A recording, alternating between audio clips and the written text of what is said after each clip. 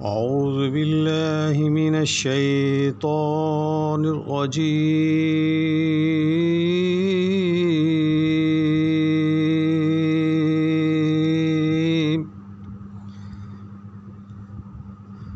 بسم الله الرحمن الرحيم.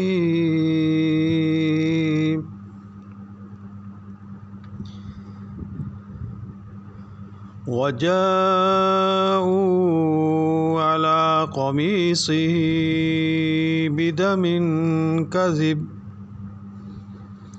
قال بل سولت لكم أنفسكم أمرا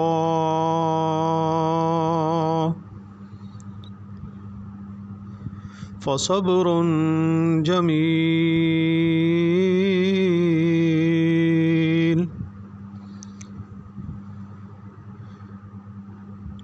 والله المستعان على ما تصفون.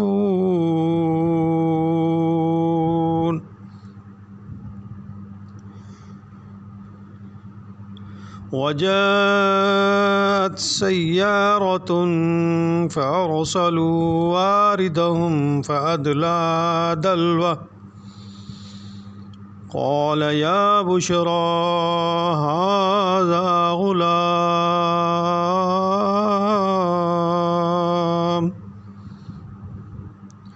وأسروه بضاعة والله عليم بما يعملون.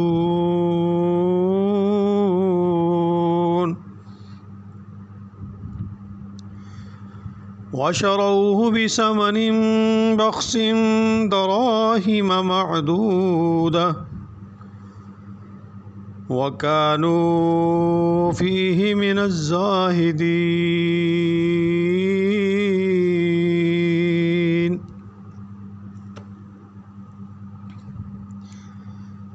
یوسف علیہ السلام کے کرتے کو جھوٹ موٹ کے خون آلودہ بھی کر لائے تھے۔ باپ نے کہا یوں نہیں بلکہ تم نے اپنے دل ہی سے ایک بات بنا لی ہے، بس صبر ہی بہتر ہے،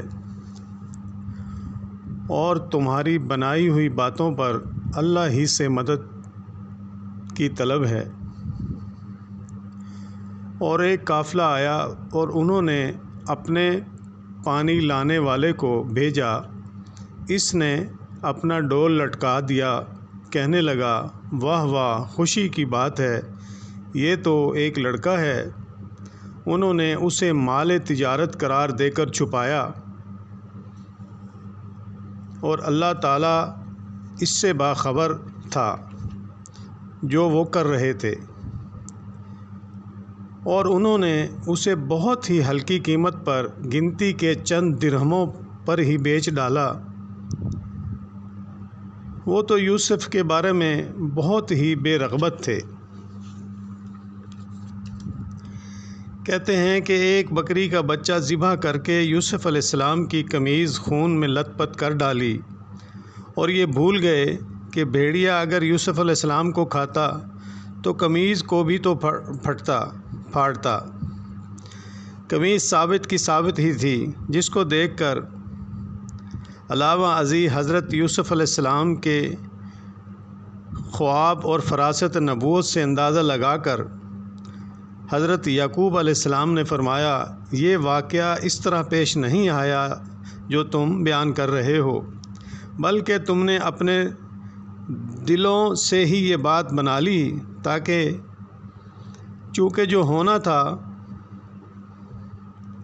وہ ہو چکا تھا۔ حضرت یوسف علیہ السلام اس تفصیل سے بے خبر تھے، اس لیے سوائے صبر کے کوئی چارہ اور مدد اور اللہ کی مدد کے علاوہ کوئی سہارا نہ تھا۔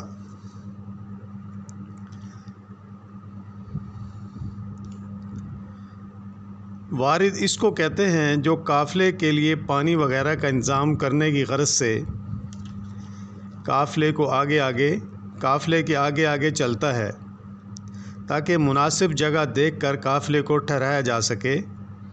یہ وارد قافلے کے لیے پانی لانے والا جب کنویں پر آیا اور اپنا ڈول نیچے لٹکایا تو یوسف علیہ السلام نے اس کی رسی پکڑ لی۔ وارد نے اس خوش شکل بچہ دیکھا تو اسے اوپر کھینچ لیا اور بڑا خوش ہوا۔ یوسف علیہ السلام کو سامان تجارت سمجھ کر چھپانے والا کون ہے، اس میں کچھ اختلاف ہے۔ ان کے بھائی بھی موقع پہ موجود تھے، لیکن انہوں نے بھائی ہونے کا ثبوت نہیں دیا، کہیں قتل کا مقدمہ نہ بنے ان کے اوپر۔ یوسف علیہ السلام بھی اپنے بھائیوں کو دیکھتے رہے، بلکہ بھائیوں نے انہیں فرد ختنی قرار دے دیا اور خاموش رہے اور اپنا فروخت ہونا پسند کر لیا۔ اس وارد نے اہل قافلہ کو خوشخبری سنائی کہ ایک بچہ فروخت ہو رہا ہے۔ اگر یہ بات سیاق سے میل کھاتی نظر نہیں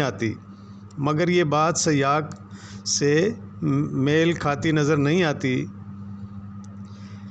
انہوں نے یہ ظاہر کیا کہ یہ بچہ کنویں سے نکلا ہے، کیونکہ اس طرح تمام اہل قافلہ اس سامان تجارت میں شریک ہو جاتے، بلکہ اہل قافلہ کو انہوں نے جا کر یہ بتلایا کہ کنویں کے مالکوں نے یہ بچہ ان کے سپرد کیا ہے تاکہ اسے وہ مصر جا کر بیچ دیں۔ مگر اقرب ترین بات یہ ہے کہ اہل قافلہ نے بچے کو سامان تجارت قرار دے کر چھپا لیا کہ کہیں اس کے عزیز و اقارب اس کی تلاش میں نہ آ پہنچیں اور یوں لینے کے دینے پڑ جائیں۔ چنانچہ بچہ ہونا اور کنویں میں پایا جانا اس بات کی علامت ہے کہ وہ کہیں قریب ہی کا رہنے والا اور کھیلتا کودتے آ گرا۔ یعنی یوسف علیہ السلام کے ساتھ جو کچھ ہو رہا تھا اللہ کو اس کا علم تھا، لیکن اللہ نے یہ سب کچھ اس لیے ہونے دیا کہ تقدیر الہی بروئے کار آئے۔ علاوہ ازیں اس میں رسول اللہ صلی اللہ علیہ وسلم کے لیے اشارہ ہے، یعنی اللہ تعالیٰ اپنے پیغمبر کو بتلا رہا ہے کہ آپ کی قوم کے لوگ یقیناً ایذا پہنچا رہے ہیں اور میں انہیں اس سے روکنے پر قادر ہوں، لیکن میں اس طرح انہیں مہلت دے رہا ہوں جس طرح برادران یوسف علیہ السلام کو مہلت دی تھی، اور بالآخر میں نے یوسف علیہ السلام کو مصر کے تخت پر جا بٹھایا اور اس کے بھائیوں کو عاجز اور لاچار کر کے اس کے دربار میں لا کھڑا کر دیا۔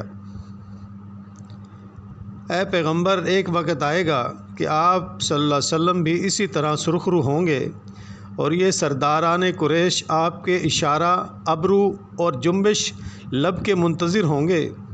چنانچہ فتح مکے کے موقع پر یہ وقت جلد ہی آ پہنچا، کیونکہ گری ہوئی چیز انسان کو یوں ہی بغیر کسی محنت کے مل جاتی ہے، اس لیے چاہیے کہ وہ کتنی بھی قیمتی ہو، اس کی صحیح قدر و قیمت انسان پر واضح نہیں ہوتی۔